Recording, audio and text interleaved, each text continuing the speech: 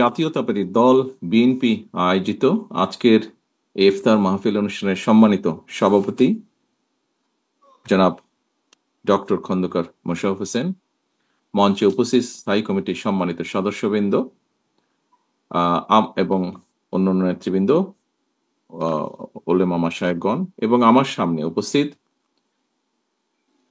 ওলেমা মাশায়েখ সহ এতিম বন্ধুরা, সাংবাদিক ভাইরা, আসসালামু আলাইকুম। আজকে বাংলাদেশে রমজানের প্রথম দিন।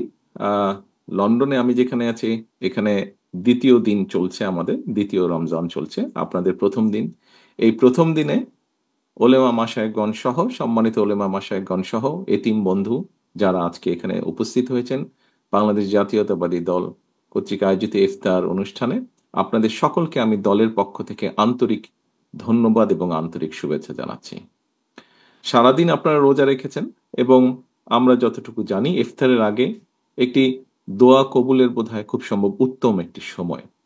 সেই জন্য এই সময় কথা বরঞ্চ আমরা কম বলে যতটুকু সময় পাই আল্লাহর দরবারে হাত তুলে আমরা আমাদের নিজেদের জন্য, নিজেদের আপনজন যারা আছেন তাদের জন্য এবং সর্বোপরি দেশ এবং দেশের মানুষের ভালোর জন্য আমরা আল্লাহর দরবারে হাত তুলতে চাই।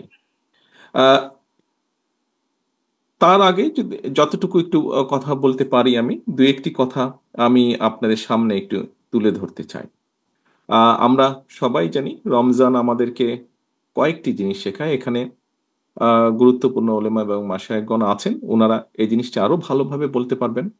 আমি যতটুকু আমার অবস্থান থেকে আমি দেখেছি যে রমজান আমাদেরকে বোধহয় শিখায় সংযম হতে, রমজান আমাদেরকে শিখায় কিভাবে ধৈর্যশীল হতে, রমজান আমাদেরকে শিখায় কিভাবে আমরা মানবিক দৃষ্টিকোণ দিয়ে মানুষের পাশে দাঁড়াতে পারি।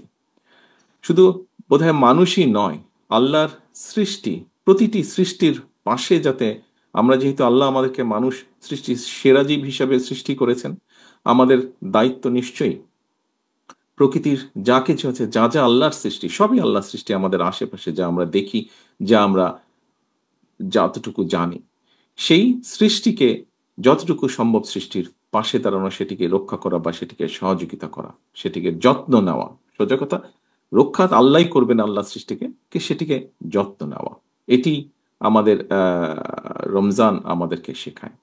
এখানে উপস্থিত সম্মানিত ওলেমা মাশায়েখগণ আছেন। একজন মুসলমান হিসাবে আমার কাছে একটি প্রশ্ন বারে বারেই ঘুরপাক খেয়েছে। আমরা দেখেছি খ্রিস্টান সম্প্রদায় সারা বিশ্বে তাদের বড়দিন একই দিনে পালন করে। আমি এখানে উপস্থিত ওলেমা মাশায়েখগণকে অনুরোধ করব, শুধু আপনাদেরকে নয়, সারা দেশে আরো অনেক অনেক জ্ঞানী ওলেমা মাশায়েখগণ আছেন। আমরা চিন্তা করে দেখতে পারি কিনা, আমরা আলোচনা করে দেখতে পারি কিনা যে বাংলাদেশের মানুষ সারা বিশ্বের মানুষের সাথে একই দিনে আমরা একসাথে রোজা এবং ঈদ পালন করতে পারি কিনা, বিজ্ঞানের যুগে এটি করা সম্ভব কিনা, কোনো উপায় আছে কিনা, এই বিষয়টি আপনাদেরকে আমি চিন্তা করার জন্য অনুরোধ করব।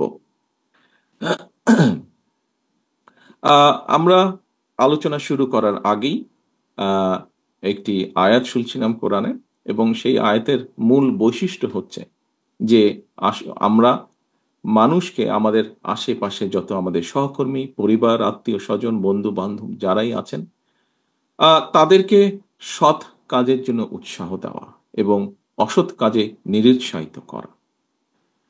প্রিয় উপস্থিতিবৃন্দ, আমার মনে হয় এটি আমরা যদি করতে সক্ষম হই, যতটুকুই, যার যতটুকু অবস্থান থেকে যতটুকু আমরা করতে সক্ষম হই না কেন, তাহলে আমরা আমাদের যে প্রত্যাশিত সমাজ, আমাদের যে প্রত্যাশিত দেশ, এরকম একটি সমাজ এবং দেশ ধীরে ধীরে পর্যায়ক্রমিকভাবে গড়ে তুলতে সক্ষম হব।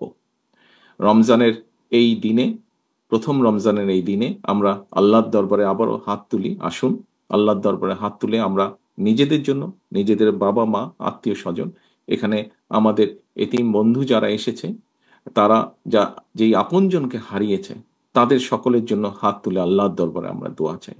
আল্লাহর দরবারে আমরা দোয়া চাই আমাদের এই যে প্রিয় মাতৃভূমি, যেটি আমাদের প্রথম এবং যেটি আমাদের শেষ ঠিকানা, সেই মাতৃভূমিকে যেন আল্লাহ একটি রহমত দেন, যে রহমতের কারণে আমরা প্রতিটা মানুষ, এই দেশের প্রতিটা মানুষ যাতে শান্তিতে আমরা থাকতে পারি, সেই রহমত যাতে আল্লাহ দেন, সেই এটা তার জন্য আমরা আল্লাহর দরবারে হাত তুলে দোয়া চাই। এই বলেই আমি আমার বক্তব্য শেষ করছি। আল্লাহ হাফেজ। বাংলাদেশ জিন্দাবাদ, বাংলাদেশ জাতীয়তাবাদীদের জিন্দাবাদ। আসসালামু আলাইকুম। ধন্যবাদ।